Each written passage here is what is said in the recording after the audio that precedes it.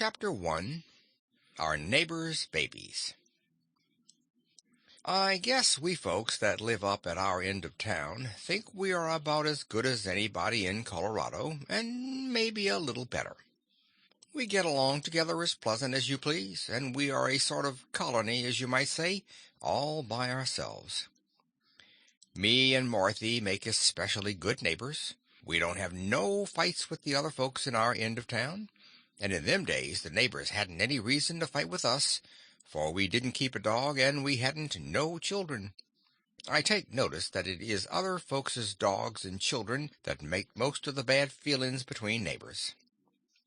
Of course we had mosquitoes, but Providence gives everybody something to practice up their patience. And when me and Marthy sat out on our porch and heard other people's children frettin' because the mosquitoes was bad, we just sat there behind our screen porch and thanked our stars that we didn't have no children to leave our screen doors open. It wasn't but right that me and Marthy should act accordingly. I don't mean that we were uppish about it, but we did feel that we could live a little better than our neighbors that had all the expense of children, and if our house was fixed up a little better and we was able to go off 3 or 4 weeks in the summer to the mountains, when all the rest stayed right at home, we had a right to feel pleased about it. Lots of times we had things our neighbors couldn't afford, and then the little woman would say to me, "Hiram, you don't know how thankful I am that we ain't got any children." And I agreed with her every time, and did it hearty, too. It wasn't that we hated children, far from it. We just thought that when we saw all the extra worry and trouble and expense that other people's children brought about, we were right satisfied to live the way we had lived the 5 years since we was married. Our neighbors still called us the bride and groom. Nor I can't say that we were happier than the other folks in our end of town, but we was more carefree. We lived more joyous, as you might say. One night when I come home from the store, Marthy met me at the corner, and when I had tucked her arm under mine, I asked her what was the news. Bobby Jones had cut his finger bad. Stell Marks had took the measles. Little Tot Hemingway had run off, and her ma had gone near crazy until the kid was found again. The Wallaces wasn't going to take no vacation this year at all, because Fred was to go off to school in the fall, and they couldn't afford both. It was the usual lot of news of children being trouble and expense. I was feeling fine, the next day being a holiday, and Marthy, with the slick way women has, sprung a favor on me just when she set the broiled steak on the table. Extry thick and burnt brown, that's my favorite steak. And whenever I see it that way, my mouth waters, and I look out for a favor to be asked. "Hiram," she says, quite as if she was opening up a usual bit of talk, "did you take notice of Mrs. Hemingway's silk dress last Sunday?" "Why, no, Marthy," I says. "I didn't. Was it new?" "New!" she laughed. "The idea! That's just what it wasn't. I believe she has had that same silk ever since we lived in this end of town, and no one knows how much longer. It's a shame.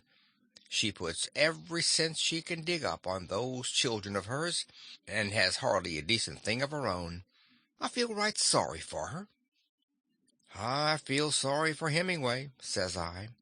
"The old boy is working himself to death. He never gets home until supper is all over, and he told me just now that he felt it his bounden duty to work tomorrow. I tell you, Marthy, children is an expensive luxury." "That's just what they are," she agreed. "If it wasn't for their children, the Hemingways could live every bit as good as we do, and he wouldn't have to work of nights, poor fellow." "But, Hiram," she says, as if the idea had just hit her, "do you recall to mind when this end of town has seen a new silk dress?" "Why, no, no," I said. "When was it?" "Years ago," says the little woman. "I was figuring it up today, and it was full 2 years ago. Ain't it awful?" "Downright scandalous," I says. And just on account of those children, too." Marthy looked down at her plate, innocent as you please. "I'm glad we ain't got any children, Hiram," she says, full of mischief. That tickled me. I was tickled to see how she was tickled to think she had trapped me. "I guess it's our bounden duty to hold up the honor of our end of town by showing it a new silk dress," I says.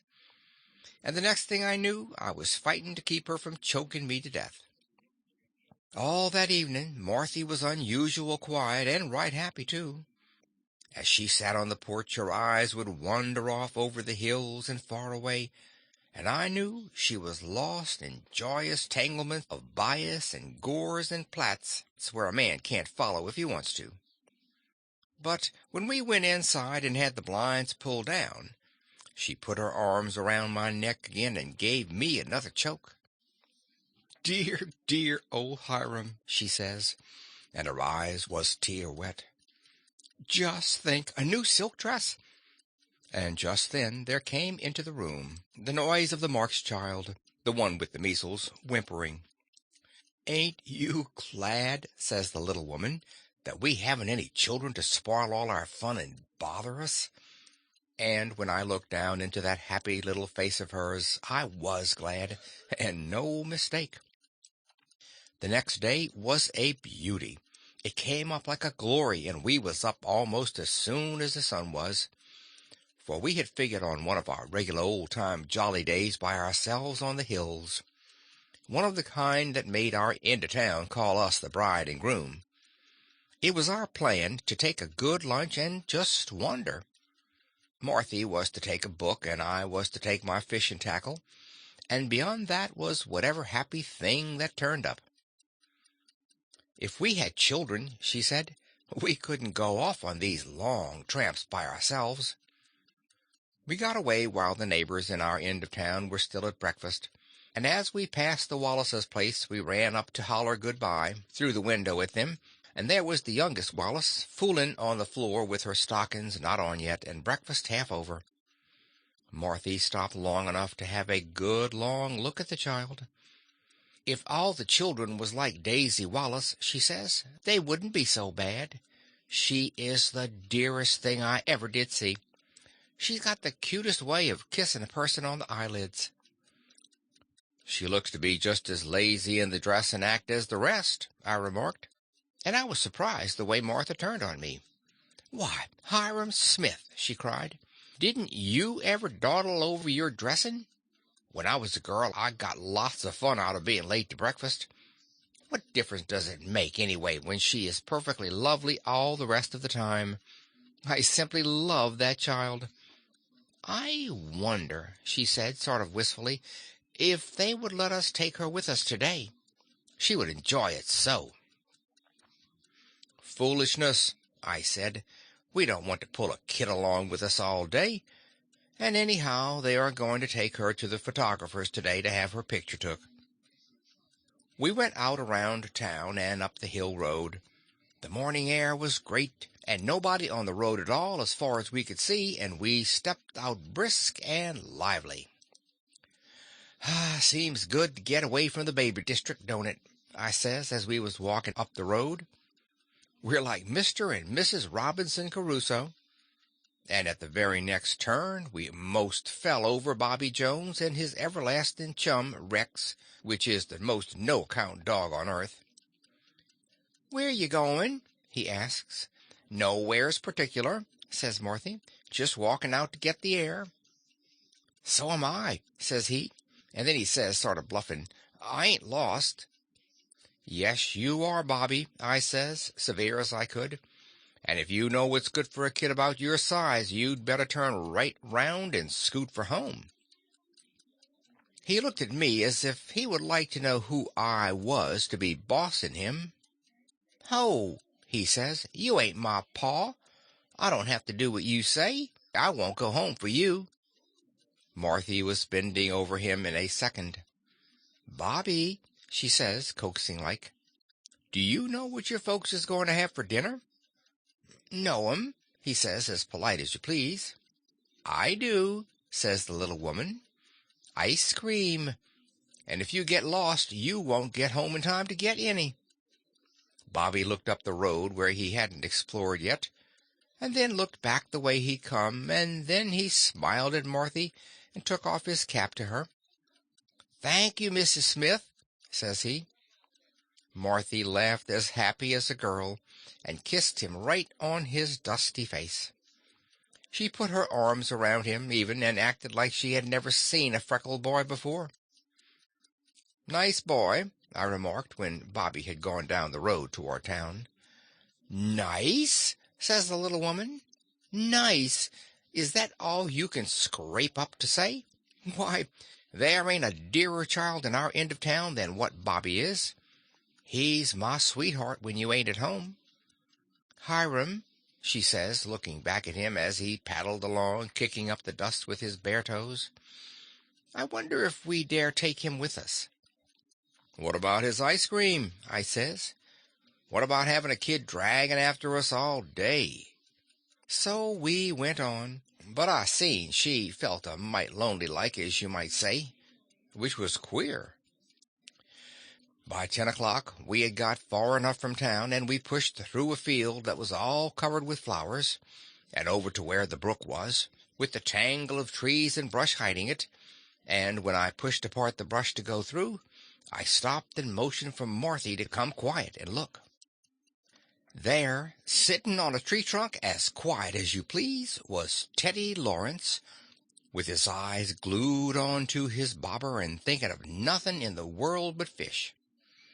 I'm a right hearty fisher myself, and it done my heart good to see the strictly business way that kid had. Marthy moved a little, and I put my hand on her to make her keep still.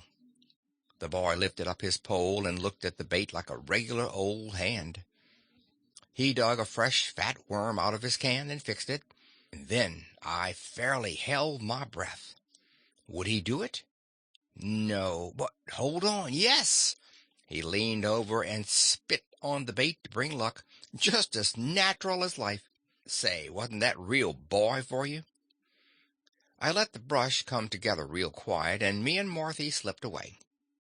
Well, sir, my $5 pole and my $2 reel made me feel sick. What did I know about fishing, anyway? I felt right there what was the truth, that all my fishing amounted to was that I was trying to bring back the joys I used to have when I was a kid, setting on a log, happy and lonesome, watching my bottle cork joggle on the ripples. What was the use? A feller can't go back to them days. There ain't nothing to do about it. Unless, of course, he can sort of go forward to them, and, well, a feller could sort of live them days over again in a boy of his own. "Wallace don't deserve that boy," I says, sort of mad about I don't know what. What sort of dad is that old bookworm of a Wallace for a boy that likes to fish like Ted does? I'll bet Wallace never had a fish pole in his hands since the day he was born. Now, if I had a boy like that, I could show him a thing or two about fishing. If I had a boy like that— "Look there," says Marthy, sudden. "Did you ever see anything sweeter than what that is?" Over on the other end of the field, Ted's sister was straying around in the flowers, her face all rosy with the fresh air. She was like a butterfly in amongst the butterflies. A mighty pretty girl, and just the age when a mother loves a girl best, and when a mother takes the most care of 'em. I like pretty things as well as the next man does, and I'll say right here that there was something about that girl that made me feel like I'd like to own her, just like I felt about a real pretty rose, sort of covet to keep it just as it is forever, and take care that it don't get spoiled anyway. "I guess Mrs. Wallace don't rightly appreciate Mary," says Marthy, thoughtful like. "I think she makes her study too much. When I was Mary's age, I had plenty of chances to get the fresh air, and you'd never see me taking up music lessons in the summer. I spent my time feeding chickens and running about the farm and enjoying life. It ain't right, the way girls is forced in their studies nowadays. If I had a girl like that—" "If you had, what'd you do?" I asked, kindly enough, but the little woman only laughed. Maybe her laugh was a bit reckless, as you might say. What's the use of thinking what I do? She says, turning round to go. There didn't seem to be nothing special for me to say right then, so I just put my arm around her and we went on. We was plumb tired out when we got home, and maybe that is why we was more than usual quiet at dinner. I sure wasn't cross, but somehow our day hadn't panned out as satisfactory as we'd thought it would, and maybe the crying of the Wilkinses' new baby got on my nerves, we being tired. I was glad when dinner was over and we could take our chairs and go out on the porch. It was a fine night, still and calm as you please. The only noise, not counting the crying of the Wilkins kid, was the sound of the laughing and chatter of the kids in our end of town. But I was lonesome. I can't speak for the little woman, how she felt, but I felt lonesome, and her right there beside me, too. Across the street we could see the two Hemingway children, who had coaxed an extra half-hour to wait for their father to come home before they went to bed. They had their heads bent over a tumbler that they had caught two fireflies in, and on the porch Mrs. Hemingway was rocking the sleepy baby. Then we heard Hemingway's whistle. He can't whistle, but he likes to. And the two children dropped the tumbler and run to the gate, and then there was a rush and a mingling up of Hemingway kids and father, and the sleepy baby slid down from his ma's lap and stood, unsteady but trying to get in the kissing, with its arms held out. Happy? I turned to the little woman, and I looked straight at her. Somehow I knew that now, if ever, was a time for me to do some cheering up. "Well, little woman," I says, cheerful like, "we don't need a lot of kids to bolster our love, do we?" She gave my hand a soft squeeze in reply. "And about that gown, that silk gown," I says gaily, "have you decided what color it is to be yet?" "Won't you be fine? When I think how fine you look, I'm glad we haven't no children to—" Just then them Hemingways went inside, and our whole end of town was quiet and lonesome. Marthy didn't answer, and when I lifted up her face to kiss her, what do you think? She was crying.